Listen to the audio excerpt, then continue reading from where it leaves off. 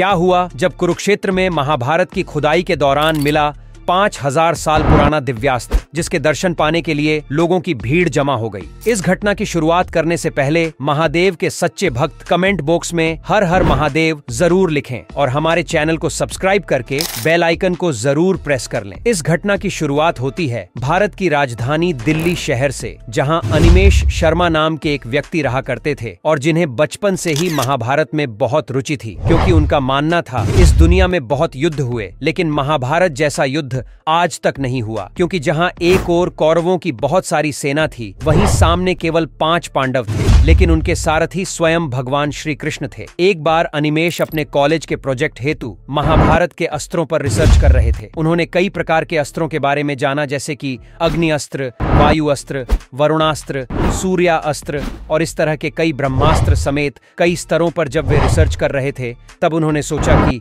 अगर इन अस्त्रों के बारे में पूरी जानकारी प्राप्त करनी है तो वहीं जाना पड़ेगा जहां सचमुच में इन अस्त्रों का इस्तेमाल किया गया था। कुरुक्षेत्र, जो दिल्ली से मात्र 160 किलोमीटर की दूरी पर है, जहां पर महाभारत का विशाल युद्ध हुआ था। तो अनिमेष दिल्ली के अंबाला रेलवे लाइन से ट्रेन लेकर के तुरंत ही कुरुक्षेत्र के लिए रवाना हो गए। हिंदू पौराणिक कथाओं के अनुसार कुरुक्षेत्र 48 कोस में फैला एक विशाल क्षेत्र है, जिसमें कई तीर्थ स्थान, मंदिर और पवित्र तालाब शामिल हैं। अनिमेष जी समझ चुके थे इतने बड़े क्षेत्र में छानबीन कर पाना और कुछ चीज निकाल कर ढूंढ पाना बहुत मुश्किल है। तकरीबन 1 माह तक कुरुक्षेत्र के अलग अलग भागों में खुदाई करने पर भी उन्हें कुछ प्राप्त नहीं हुआ, लेकिन 1.5 माह के पश्चात एक खुदाई के दौरान उन्हें ऐसी चीज हाथ लगी जो काफी विचित्र लग रही थी। उस वस्तु के दोनों सिरे बहुत ज्यादा नुकीले थे, लेकिन जो लंबाई थी वह मात्र 10 इंच की थी। अब अनिमेष जी के मन में विचार आने लगा कि कहीं यह महाभारत का कोई दिव्यास्त्र तो नहीं है। जब उन्होंने रिसर्च करा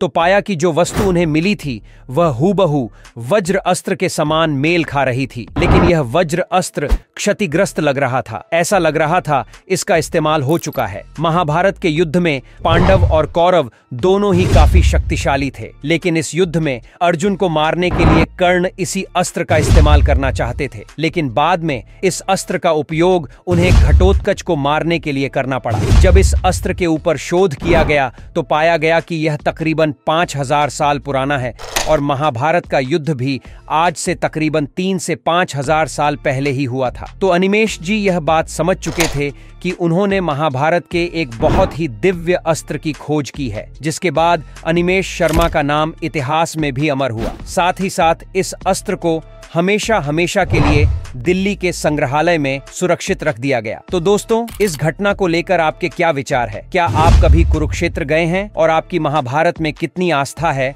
हमें नीचे कमेंट बॉक्स में जरूर बताइएगा। वीडियो पसंद आई हो तो लाइक करें और जल्दी से हमारे चैनल को सब्सक्राइब करके बेल आइकन को प्रेस कर लें। अभी के लिए आप सभी दर्शकों को हर हर महादेव।